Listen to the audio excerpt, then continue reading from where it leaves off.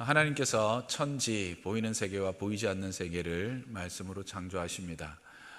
그리고 하나님께서 당신의 형상으로 사람을 지으시고 그들을 위하여 특히 그 지으신 만물 가운데 에덴이라고 하는 곳을 구별하시죠.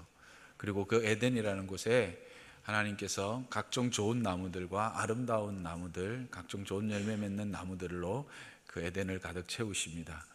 그래서 모든 환경들을 완벽하게 만드시고 그곳에서 그들로 하여금 하나님이 주신 것들을 경작하며 지키면서 그 하나님의 섭리와 경륜을 깨닫고 하나님의 은혜로우심을 확인하면서 기쁨과 즐거움의 삶을 살아가도록 하셨습니다.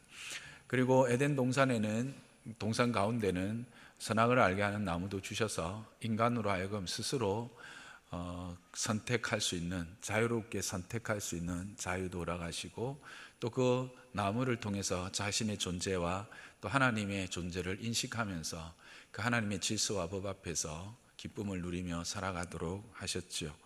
그런데 하나님의 그 기쁨의 여러 가지 선물들은 여기에서 끝나는 것이 아닙니다. 실제로 그 에덴이 에덴되는 가장 큰 하나님의 선물은 바로 오늘 우리가 함께 읽었던 이 본문입니다. 가정을 주신 것입니다. 에덴이 참으로 기쁨의 동산, 즐겁고 감사와 찬송이 있는 동산이 된 이유는 바로 이 가정 때문인 것이죠. 하나님께서는 인간을 자신의 형상으로 만드셨다고 했을 때 그 하나님의 형상은 단지 보여주는 어떤 육신의 모양, 모습 그것이 아니라 하나님의 속성, 신의 속성을 우리들에게 주신 것이다 라고 했습니다. 그 속성 가운데 성부와 성자와 성령의 연합함, 그리고 그 연합함 안에서 누려지는 교제의 기쁨과 감사, 감격들, 그것을 하나님은 인간들로 하여금 누리게 하신 것입니다.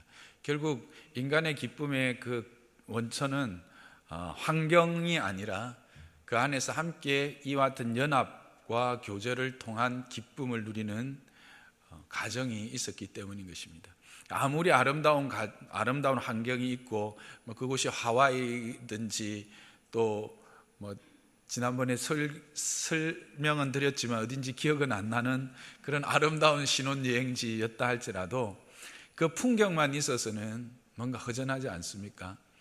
여러분들이 그것을 보고 감격하는 이유는 왜일까요? 여러분이 이제 인간이라고 하는 존재가 되어서 거기를 내가 생각하기 때문에 거기가 좋은 거예요.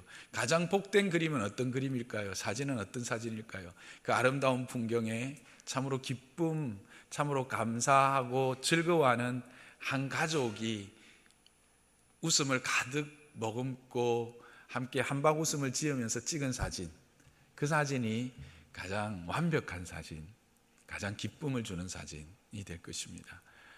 그것은 바로 하나님이 그와 같은 준비를 통해서 우리를 기쁘게 하셨기 때문인 것입니다.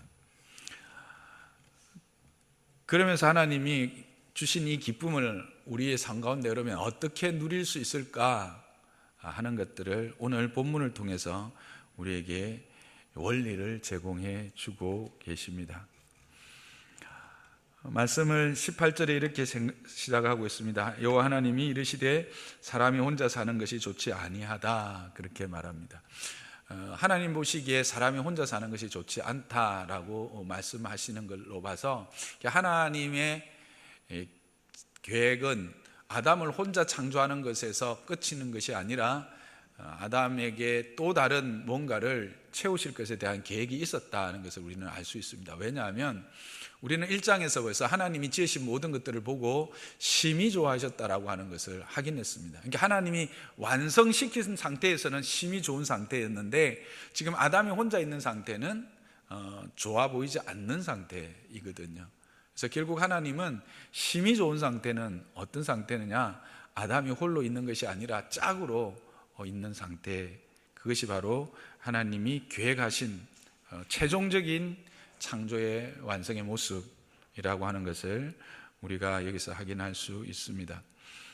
그리고 앞에서 살펴봤던 것처럼 인간을 하나님의 형상이라 했을 때 그 하나님의 형상이라는 것 자체가 벌써 성부, 성자, 성령의 연합과 그 아름다운 사귐, 교제를 생각하신, 그것을 계획하시고 그것을 이루어 가실 것에 대한 말씀입니다. 그것을 알 수 있는 게 하나님이 계속 그 하나님이라고 하는, 물론 엘로힘이라고 하는 복수를 쓰기는 하지만 하나님 한 분씩 나오다가 우리라고 하는 구체적인 복수로 나오는 게 하나님의 형상이라고 할 때 그 창세기 1장 26절 이하부터 나오는 우리라고 구체적으로 말하면서 하나님의 형상에 대한 이야기를 하고 있는 것을 보게 됩니다.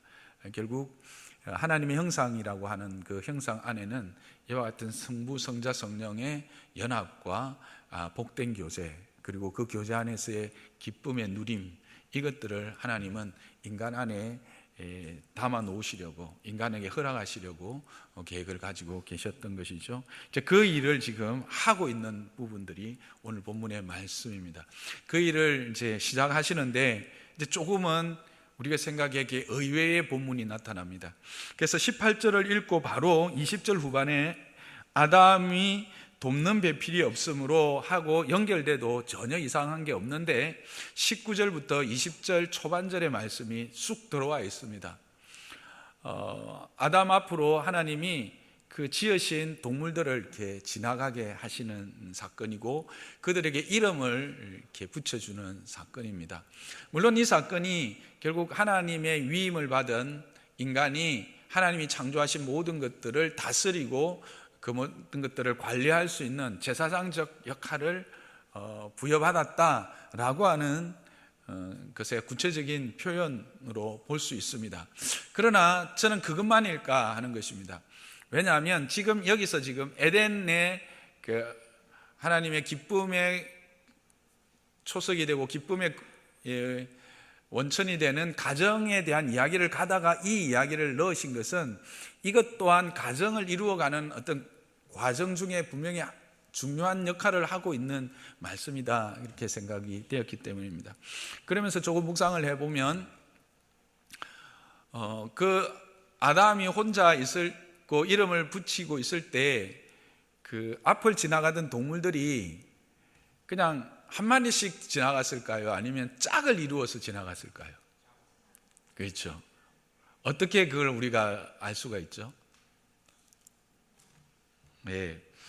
노아의 홍수 때 그 방주로 들어갈 때 보면 하나님께서 이렇게 쌍으로 이렇게 넣으셨다 하는 것을 알 수 있습니다. 그때도 그렇게 행하셨으니까 당연히 아담 앞으로 지나갈 때도 처음에 창조할 때 모든 동물들은 이렇게 암수 쌍으로 지으신 것이죠. 그래서 그들을 아담 앞으로 인도해서 아담 앞에 지나가게 합니다.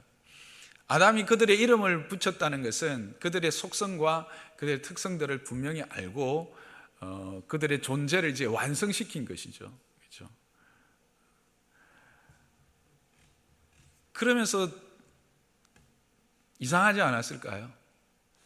다 쌍으로 오고 비슷한데 다르고, 닭은 닭인데 한 마리는 아주 화려하고 한 마리는 아주 아담하고 예쁘장하고, 사자가 지나가는데 한 놈은 털이 막 이렇게 있고 막 웅장한 느낌이 드는데 또 암사자는 뭔가 이렇게 날렵하고 이렇게 아름답게 보이고, 뭐 이런 같은데 뭔가 다른 종류들, 그러면서 그들이 서로 이렇게 하나 되는 모습들, 또 어울리고 조화되는 모습들을 그는 보았을 것입니다.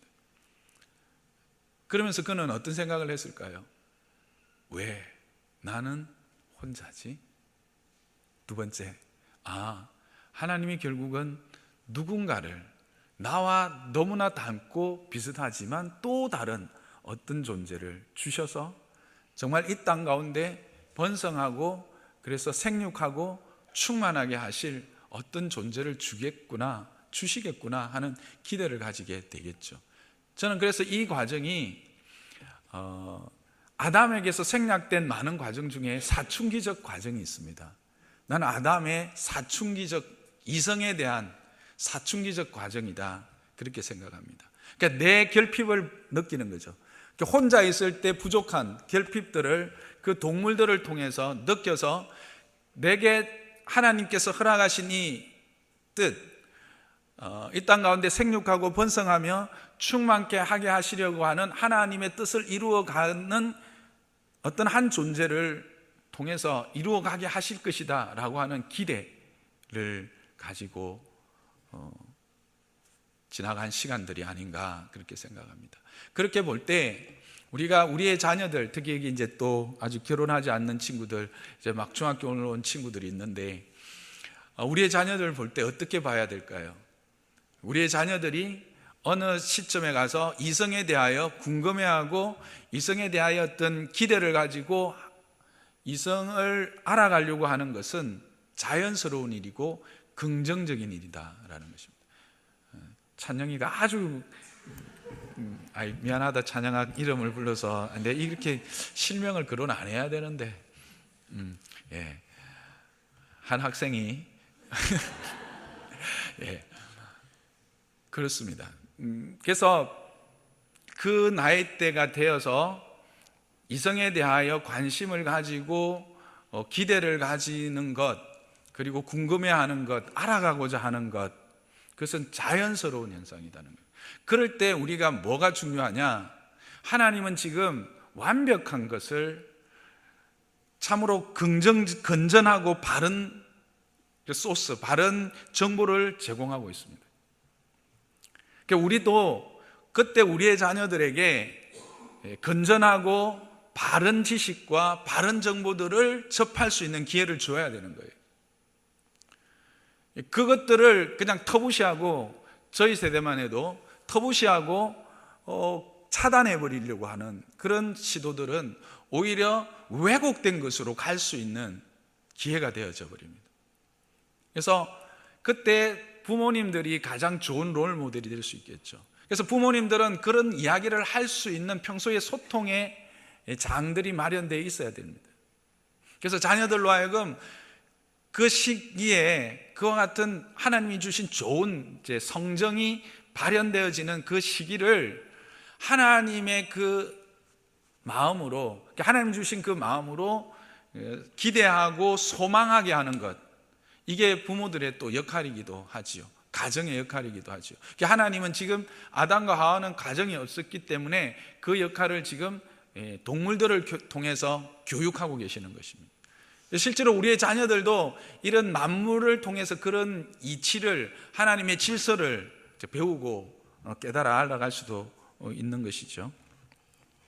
어쨌든 아담은 이런 사춘기적 시절을 보냅니다.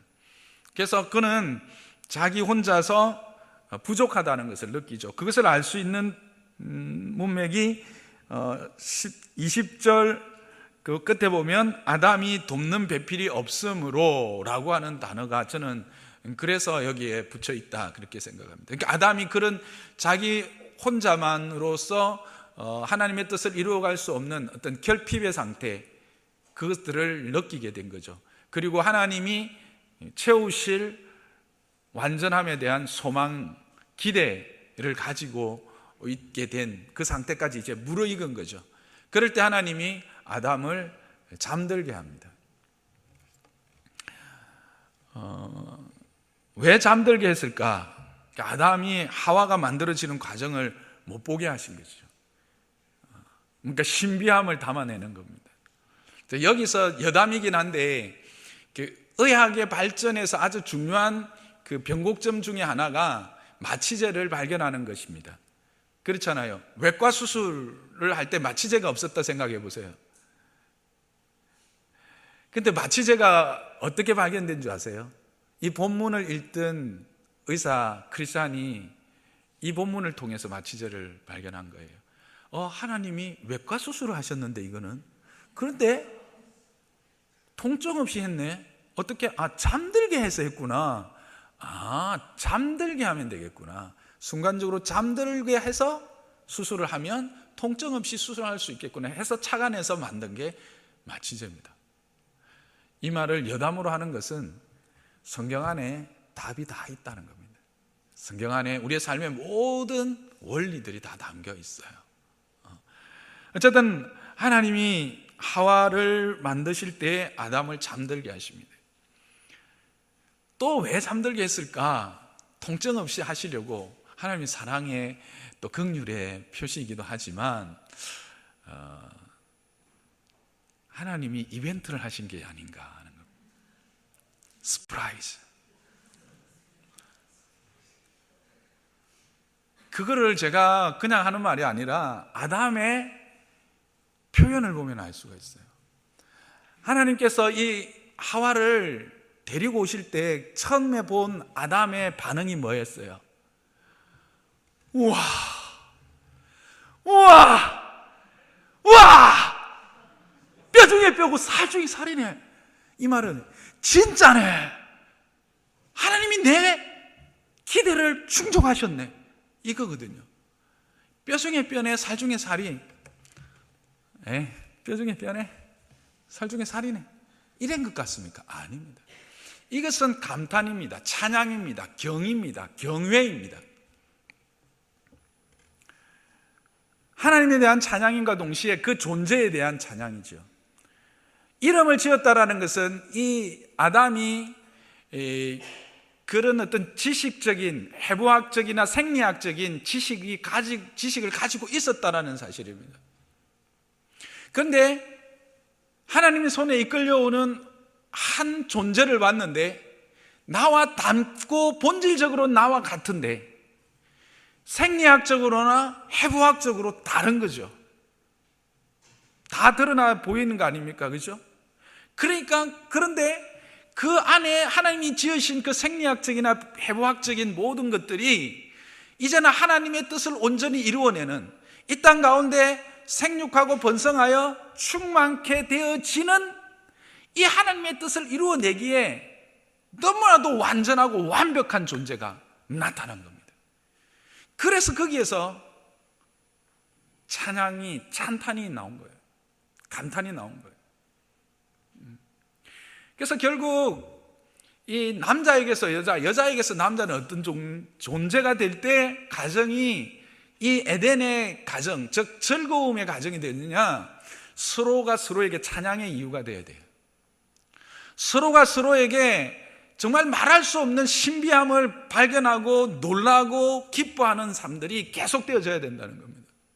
이 말은 우리는 지금 내게 없는 것이 상대에게 있거나 내게 조금 더 있는 것이 상대에게 부족할 때 그것을 무시하거나 그것을 판단하고 정죄하는 그런 이유를 만들잖아요. 그게 아니라는 거예요. 다름이 오히려 찬양의 제목이 되고 다름이 오히려 그를 인정해주는 근거가 되고 그를 내가 존경할 수 있는 이유가 되는 것이죠. 가정에서의 다름은 무시나 비판의 대상이 될 수는 없어요. 이것은 물론 사회적으로도 그렇죠. 여러분, 가정에서 서로가 서로에게, 아내가 남편에게, 남편이 아내에게 당신은 나의 찬양입니다, 당신은 나의 경이로움입니다, 이것을 늘 고백하는 가정이다. 어떻겠습니까? 당연히 에덴이죠. 당연히 에덴이죠. 근데 하나님이 우리를 그렇게 만드셨다는 겁니다. 아유, 목사님, 우린 끝났어요. 아유, 목사님, 그렇게 해도 안 되네요. 안 되는 게 아니에요. 말씀을 주신 이유는 되게 하시려는 것이에요. 지금까지 안 되었다고 포기하라고 하는 것이 아니라 다시 회복하게 하시는 거예요. 그리스도 안에서 우리는 새 피조물입니다. 그러므로 우리는 다시 새 에덴에서 새 에덴을 사는 가정으로 만들도록 요구받고 있다라고 하는 사실입니다. 그리고 그 요구 앞에 우리가 기쁨으로 반응하면 하나님은 그와 같은 은혜를 주십니다. 그와 같은 일을 행할 수 있는 능력도 주십니다. 아멘이십니까?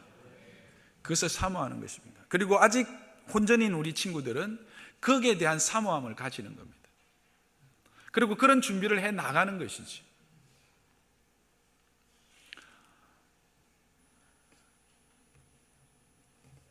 그래서 뼈 중에 뼈요, 살 중에 살이라고 하는 그런 설레임, 이 감정이 또한 중요합니다.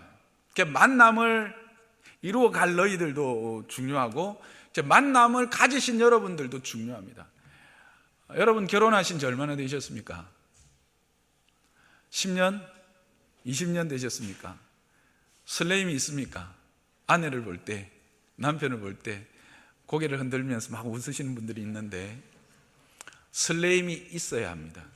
설레임을 줄 수 있도록 내가 해야 되고 내가 설레임을 받을 수 있도록 스스로를 만들고 준비해야 합니다. 저는 30년 됐습니다. 제가 이 이야기를 하는 이유가 뭘까요? 저는 아직 설렙니다. 이게 앞에 앉아 있는데 설레고 저는 침대에 들어가는데 설렙니다. 여러분, 이것은 어느 순간 시작했다가 그냥 어느 시간이 지나면 맞춰지는 것은 아닙니다. 이 즐거움은 하나님께서 우리를 나누실 그때까지 허락하신 기쁨입니다. 이걸 누리는 여러분 되시기를 주님의 이름으로 축복합니다. 우리는 설레야 합니다. 감정적인 요소가 아주 중요하지요. 근데 이제 우리 친구들이 특히 이제 사춘기 있는 또 우리 아이들이 이제 사춘기 때 이 감정을 이렇게 이제 드러내기 시작하지요. 그런데 여기서 조심해야 될 게 있어요. 너무 감정에 끌리면 안 돼. 왜? 지금 아담에게 있어서 하와를 만났던 그 시대는 어느 시점? 죄가 에덴에 들어오기 전이었어요. 그의 판단이나 그의 모든 지혜와 지식이 온전했고 죄가 없는 상태에서 정확한 것을 보고 분명하게 알 수 있는 그런 능력이 있었다는 거예요. 지금은 당연히 없죠. 지금은 당연히 우리가 죄로 말미암아 이 모든 능력들이 많이 사라졌어요. 그러나 설레임이 있는 것은 사실이에요. 근데 이 설레임이 진짜인지 가짜인지를 분간할 수 있는 이제는 팩트 이렇게 갱상도가 돼가지고 팩트 체크를 하는 단계가 있어야 돼요. 이 설레임이 단지 막연한 설레임인지 하나님이 정말 주신 설레임인지. 이제 중학교 막 들어가면 너희들 막 이제 그런 설레임이 시작할 거야. 아주 좋은 거야. 긍정적인 건데 그때 이 설레임이 하나님이 주신 것인지 상대에 대해서 아닌지를 체크해야 돼요. 그래서 아담이 첫 눈에 딱 보고 알게 됐거든. 그래서 그 느낌은 참으로 중요해요. 그래서 여러분들이 이제 앞으로 연애를 이렇게 내가 연애 상담도 좀 연애도 해야 된다. 만났을 때 느낌이 올 때 아니 느낌이 전혀 없는데 상대가 자꾸 이렇게 대시를 하다 보면 의무감에서 자꾸 만나줄 때가 있어. 절대 안 돼. 이거는 의무감으로 만나주는 게 아니야. 하나님이 정해진 사람은 그런 감정적 설레임이 동반되게 돼 있어요. 그리고 그것을 하나님께 기도해야 돼. 그런 사람을 만날 수 있도록. 그리고 그것이 하나님이 주신 사람인지를 확인해야 돼. 그래서 어떤 사람은 실제로 초등학교 때 만나서 결혼까지 해. 그거는 그때 하나님이 진짜 주신 거야. 그렇잖아. 아이들을 두고 하는 말입니다. 제가 반말을 한다고 여러분이 이상하게 생각하지 마시고 그런 것입니다. 네. 또 여러분들은 또 말씀드리지만 끝났다고 생각하지 마시고 여러분 안에서도 이 설레임들을 이렇게 만들어 가셔야 합니다. 설레임들을. 그래서 지금 내가 이 부분에서 강조하고 싶은 것은 설레임이지만 더 우리 미혼인 분들에게 부탁드리고 싶은 것은 중요한 것은 우리는 지금 죄로 말미암아 오염되어 있어서 분명하고 온전한 감정을 확인할 수 있는 진짜인지 가짜인지를 확인할 수 있는 능력이 떨어졌기 때문에 팩트 체크가 반드시 이루어지는 과정이 필요하다. 즉 아담 앞에 그 동물들이 짝으로 지나갔을 때 순간적으로 지나갔겠어? 아니지. 수없이 많은 시간들이 지나간 거야. 그러니까 여러분들도 그런 과정들이 있어야 된다는 것을 인정하면서 그동안 여러분들은 여러분 스스로를 지켜야 돼. 남자도 남자의 순결을 지켜야 되고 여자도 여자의 순결을 지켜야 돼. 그것이 서로에게 큰 기쁨이 되어지는 거야 나중에. 네, 여기까지 하고 그렇게 뼈 중에 뼈예요. 오늘 친구들이 요 앞에 딱 앉아 있어서 제가 너무 사랑스러워서 그렇습니다. 그렇게 이제 뼈 중에 뼈와 살 중에 살로 만나죠. 그렇게 하신 이후에 이제 하나님이 그 과정을 통해서 우리에게 또 원리들을 제공하십니다. 하와를 하나님께서 지으실 때 어디에 뼈를 사용하십니까? 갈비뼈라고 하죠. 근데 갈비뼈라고 해석되어져 있는데 실제로 원어는 옆구리입니다.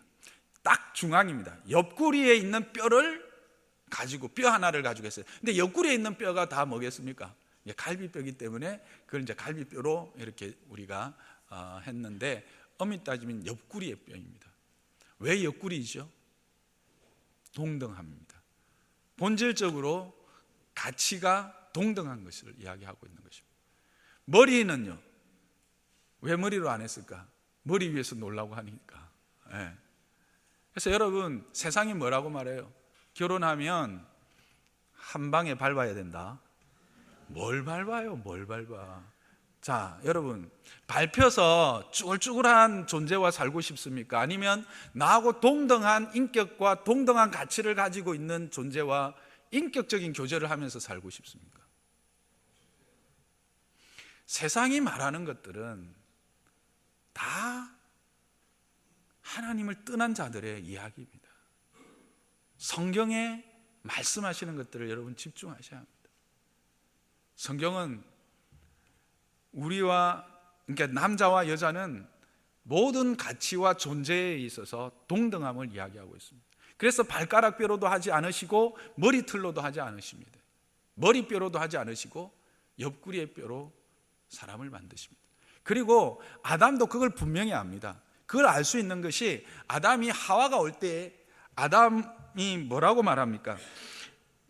남자에게서 취하였은즉 여자라 부르리라 이렇게 말합니다. 이거를 우리가 어떤 사람들은 잘못 해석해서 남자에게서 나왔으니까 남자에게 속한 존재다라고 생각하는데 이 말이 아닙니다. 남자를 히브리어로 이시라 합니다. 이게 참 남자들 이시 이렇게 하는 거하고 비슷한데 하여튼 이시입니다. 근데 여자는 이샤입니다. 다른 게 뭐냐면 의미입니다.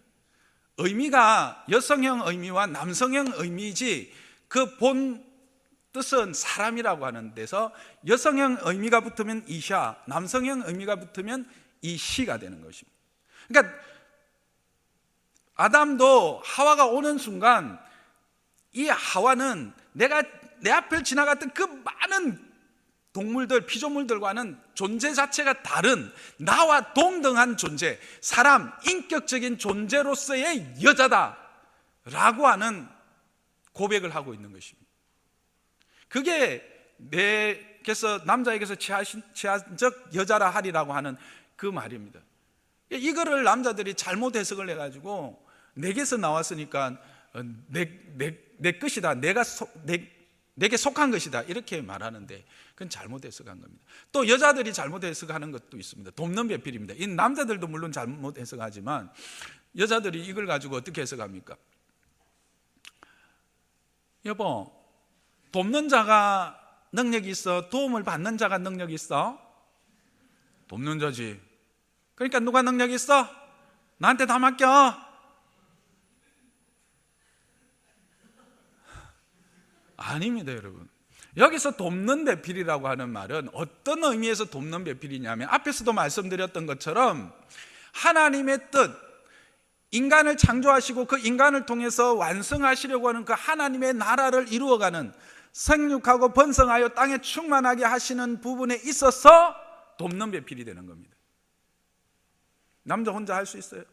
여자 혼자 할 수 있어요? 없어요. 그런 의미에서 남자는 여자의 돕는 배필이요, 여자는 남자의 돕는 배필이 됩니다. 상호 섬김의 원리를 말하고 있는 것입니다.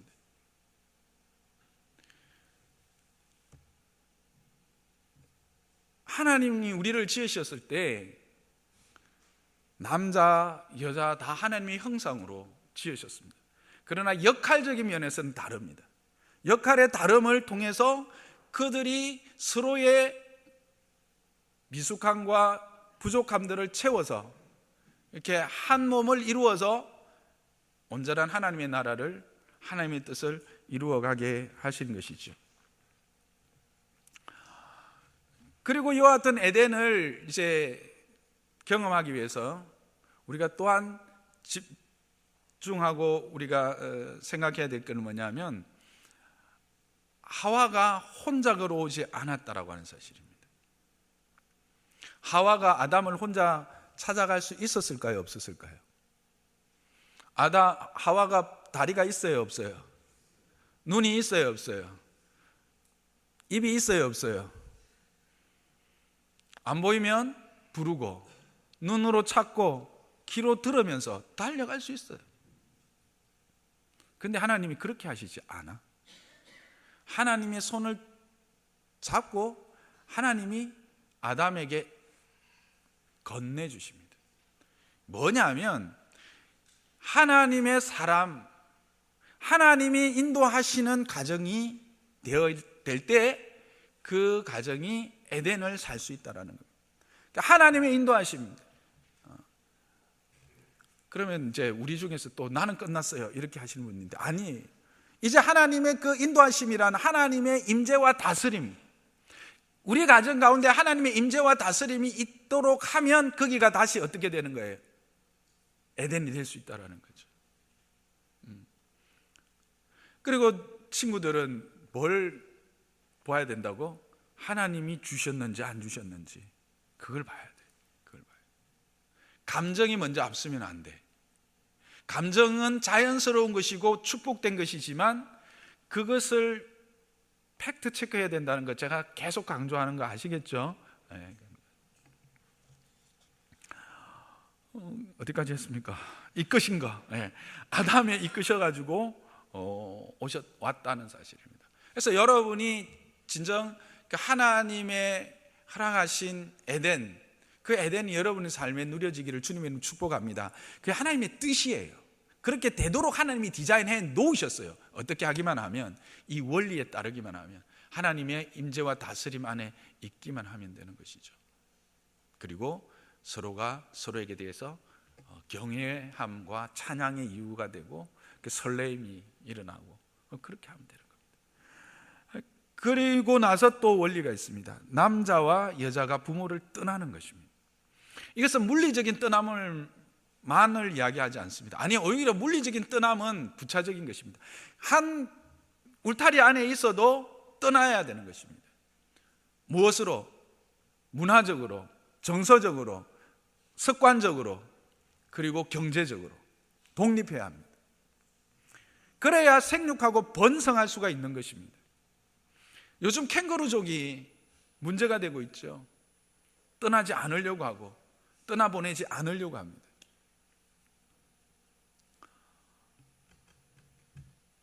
여러분, 거기에서 문제가 발생하는 거예요. 하나님의 질서가 파괴되어지기 때문에, 하나님의 질서는 뭐예요? 두 사람이 온전히 한 몸을 이루어 독립적인 개체로서 문화적이고 정서적이고 그 다음에 경제적인 독립체로서 존재하도록 하신 거예요. 그렇게 되어야 하나님의 뜻이 이루어지는 게 하나님의 질서고 하나님의 원리예요. 그런데 이게 안 되다 보면 거기서부터 벌써 엉키기 시작하는 겁니다. 이런 이야기가 들은 적이 있어요.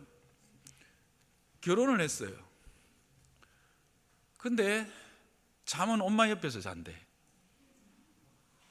남자인지 여자인지 모르겠지만. 여러분 하시지요. 근데 그런 사람이 있대요.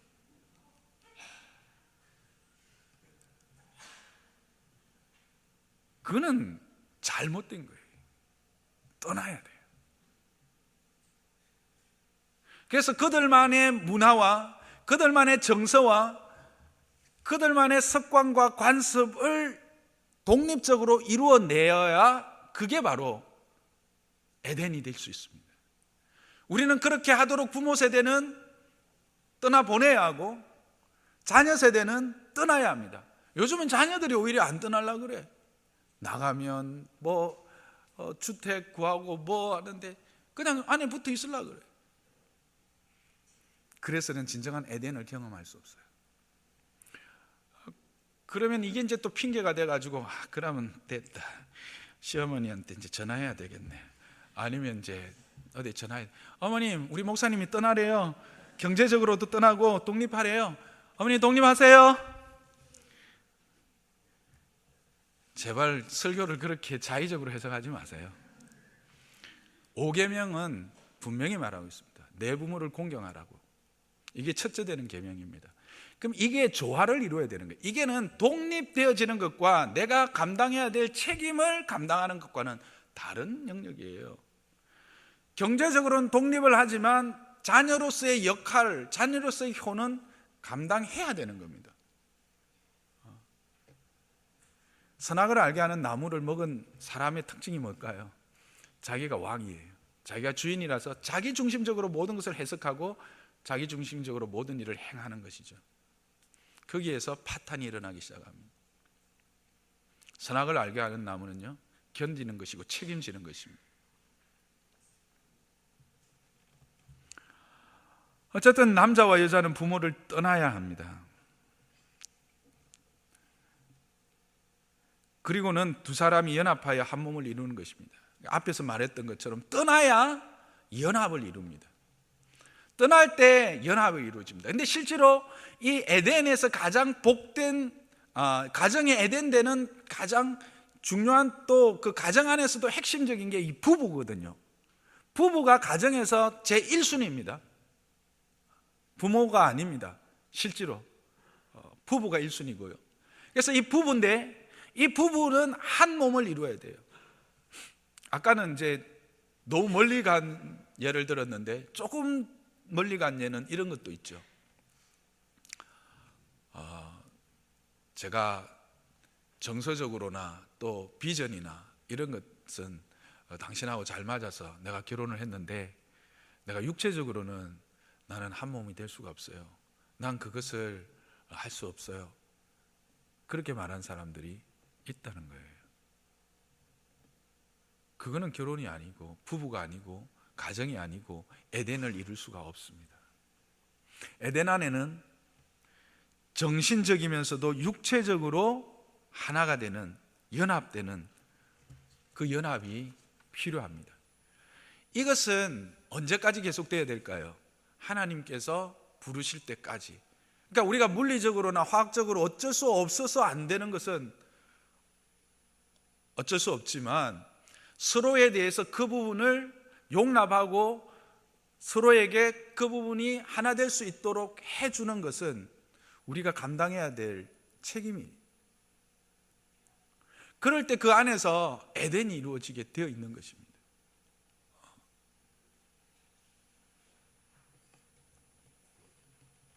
근데 이것이 요즘에는 단지 하나의 어떤 인간적인 쾌락과 어떤 그런 것을 위한 도구로 변질되어 버려서 그렇지, 실질적으로는 이게 뭐예요? 하나님의 나라를 이루어가는, 생육하고 번성하여 땅에 충만케 하는 하나님의 그 도구, 하나님의 그 뜻을 이루어가는 방편이기도 합니다. 그래서 이 한 몸이 된다라는 것은 참으로 중요합니다. 정서적으로나 문화적으로나 육체적으로 한 몸이 되는 것.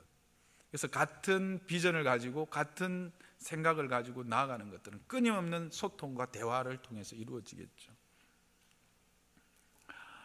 그 다음에 원리는 뭡니까? 벌거벗어서나 부끄러워하지 않는 것입니다. 전제는 뭡니까? 벌거벗는 것입니다. 시작은 벌거벗는 것입니다. 벌거벗다라는 의미는 뭘까요? 숨기는 것이 없는 것입니다. 감출 것이 없는 존재가 되어야 되는 것입니다. 아내 앞에서 여러분은 벌거벗은 자입니까? 남편 앞에서 여러분 벌거벗은 자입니까? 그래서도 부끄럽지 않은 자입니까? 그렇게 되어야 된다는 겁니다.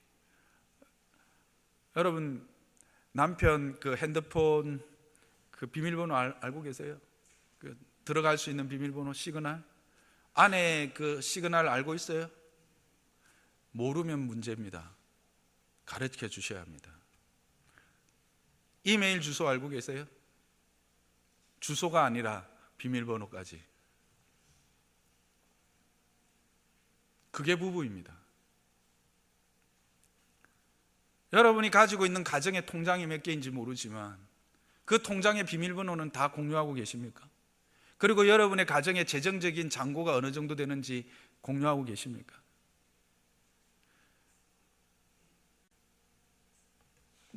차를 타고 오다가 극동방송에서 잠시 듣는 시간이 있었는데 마침 그게 또 들렸어요. 참 하나님이 이렇게 저에게 은혜를 주시더라고요. 아침인데 이렇게 편지를 이렇게 문자를 읽어주는데 어떤 자매가 보낸 문자예요.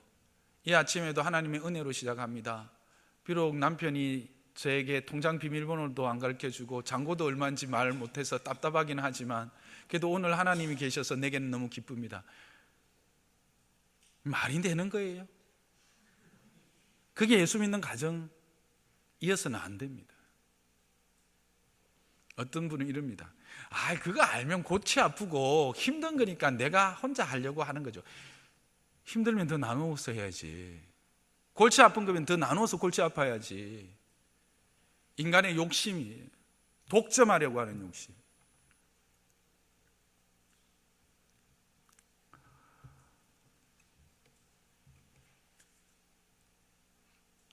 여기 적어낸 대로 할게요. 통장 비밀번호, 통장 잔액, 예적금, 주식, 핸드폰 비밀번호, 이메일 비밀번호, 카톡을 서로 보여줄 수 있어야 한다.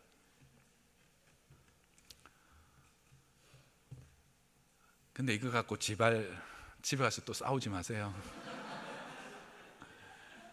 목사님이 그랬잖아. 통장 갖고 와. 그러지 마시고 내가 부족한 것을 적으세요. 내가 열어야 될 것을 적으세요. 내가 보여줘야 될 것을 적으세요. 그리고 내가 이렇게 하겠습니다라고 상대에게 이야기하세요. 그리고 나는 이렇게 되었으면 좋겠습니다라고 하는 것을 함께 나누세요. 그때 거기에 에덴이 찾아옵니다. 기쁨이 찾아옵니다. 숨기고 감추려는 것은 부끄러워할 것이 있다라고 하는 증거이죠.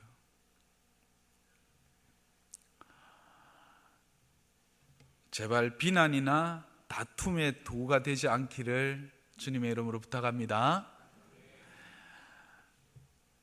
그 다음에 벌거벗어서나 부끄럽지 않다라고 하는 것은 안정감입니다. 안심할 수 있는 건강한 관계가 되었다라고 하는 사실이죠. 그렇죠. 벌거벗은 상태는 저항할 수 없거나 어떤 공격을 받았을 때 방어할 수 있는 것들이 완전히 사라졌다라고 하는 의미입니다. 근데 상대편에 대해서는 내가 완전히 무장해제해도 안전하다, 안심할 수 있다라고 하는 표시죠. 가정은 그런 곳이 되어야 된다는 겁니다. 최소한 내 아내는, 내 남편만은 나의 이 부끄러움과 또는 나의 이 실수를 내가 말한다 할지라도 그것을 충분히 품고 용납할 수 있을 거야 라고 하는 그런 안정감이 주어져야 된다는 겁니다. 상대에 대해서.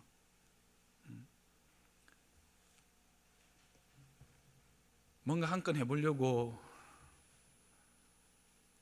하다가 꼬여서 2금융권, 3금융권까지 갔어. 이 돈이 이게 제법 불었네. 내 혼자 해결할 수 없어. 끙끙 앓고 있어. 남편한테 이야기를 해야 돼. 하면 문제는 해결돼. 왜? 우리 집 잔고를 내가 아니까, 공동관리하니까. 근데 말을 못해. 이거 말하는 순간 여기는 파토야. 여러분 아무도 안 웃으시는 것 보니까 여러분은 역시 경건하군요. 이 파토라는 말의 의미를 모르시는 것 같아서 다른 단어를 쓰겠습니다. 파산이야. 이건 끝나는 거야 라고 생각해서 내어놓지 못하면 그건 가정이 아니, 에덴의 가정이 아니, 벌거벗은 상태가 아니, 벌거벗어도 부끄럽지 않은 상태가 아니. 비록 내 허물과 내 아픔이 있어도 저 사람만큼은 그것까지도 용납하고 품고 함께 갈 수 있을 그런 사람이야 라고 하는 안정감을 내가 누리는 게 아니고 누가 누린다? 상대가 누릴 수 있게 해주는 거예요. 그게 바로 벌거벗어서나 부끄럽지 않은 상태예요. 내가. 세상은 어떻습니까? 벌거벗어, 아니 옷 입고 있는데도 벗겨가지고 완전히 난도질 너무 심하나? 어쨌든 그렇게 험하게 하는 게 세상이잖아요. 근데 에덴을 사는 가정은, 그리스도 안에서 새 피조물이 된 가정들은 그러면 안 된다는 거예요. 에덴을 진정 누릴 가정은 벌거벗어서나 부끄럽지 않는 최고의 안정감과 안심할 수 있는 그런 피난처와 같은 곳, 그게 바로 가정이다. 그게 바로 벌거벗어서나 부끄럽지 않은 가정이라는 거예요. 이런 가정들이 존재한다면 이런 가정에서 자란 자녀들은 어떻겠어요? 그 자녀들이 가장 먼저 꿈꾸는 게 뭘까요? 나는 커서 우리 아빠 같은 남편을 만나야지. 나는 커서 우리 엄마 같은 아내를 맞아야지. 그렇게 생각하지 않겠어요? 그리고 가정에 대한 꿈을 꾸고 가정에 대한 소망을 갖게 되는 거예요. 이게 바로 선순환이요, 이 땅에 생육하고 번성하여 충만케 하시려고 하는 하나님의 뜻이 그렇게도 이루어지고 성립되어져 가는 것입니다. 그게 또한 우리의 역할입니다. 아내들이, 가정이, 자녀들이 여러분을 보면서 그렇게 생각하세요? 말하고 계세요? 나는 엄마 같은 아내를 원해요. 나는 아빠 같은 남편을 원해요. 제가 이렇게 말하는 것은 제 자랑 좀 하려고 했더니 아무도 안 웃어줘서 넘어가겠습니다. 여러분, 하나님께서는 가정을 통해서 우리에게 근본적인 기쁨의 그 즐거움, 기쁨을 누리도록 하셨어요. 그걸 위해서 에덴에서 맨 마지막 순서는 뭐예요? 주인공의 순서예요. 에덴에 있는 것들을 쭉 나열하시면서 맨 마지막에 가정을 이렇게 말씀하시는 것은 이 가정이 코아 중에 코아, 핵심 중에 핵심이라는 거예요.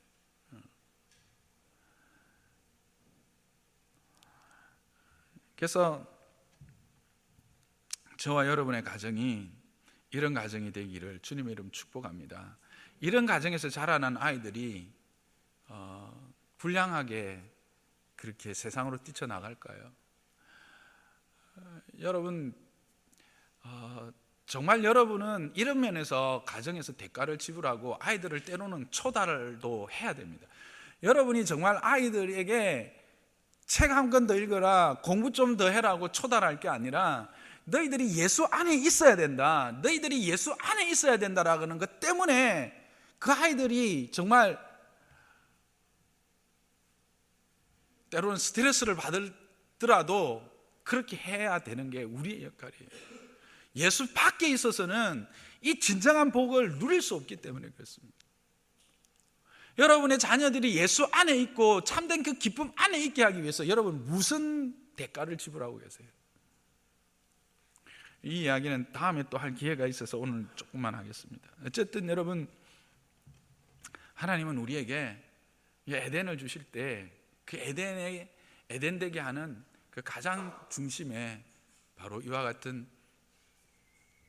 가정을 주셨다는 사실을 기억하시기 바랍니다. 그런데 이 가정은 시작할 때 그렇게 시작하고 그냥 흘러가다가 그 모든 것들을 잃어버리는 거 아니에요. 이 모든 요소들은 계속해서 우리가 이렇게 노력하고 힘쓰지 않으면 안 돼요. 지금은 왜? 죄로 말미암아 우리가 육체적으로나 정서적으로나 영적으로나 완전히 피폐되어져 있기 때문에 이 일을 위해서 끊임없이 우리를 개발하고 그렇게 힘쓰고 해야 돼요. 운동도 해야 되고요, 책도 읽어야 되고요. 그래서 내가 그 상대에게 대해서 뭔가 존경받고 상대에 대해서 나를 존경할 수 있도록 경외할 수 있는 어떤 조건들을 계속 이루어 가야 돼요. 결혼하니까 땡, 야 이제 끝났다, 목표 달성. 거기서부터 슬픔은 시작되는 겁니다. 시작이에요.